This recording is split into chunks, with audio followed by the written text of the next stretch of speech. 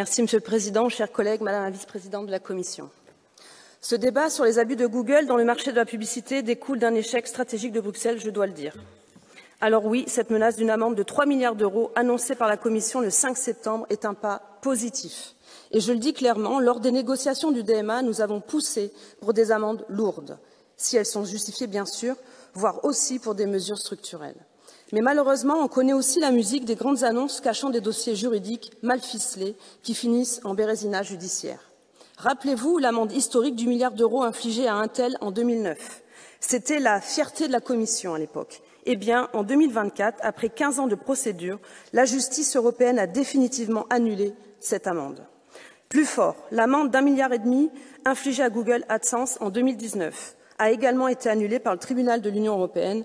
Alors, faut-il croire à cette amende de 3 milliards d'euros, je vous le demande.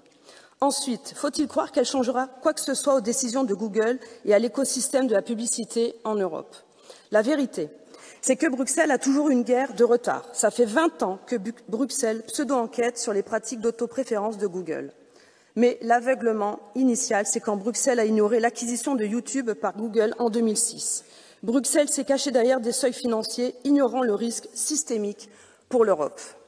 Pourtant, cette acquisition a permis de fusionner deux groupes de données, les données d'intention via Google Search avec les données d'intérêt et de comportement via YouTube.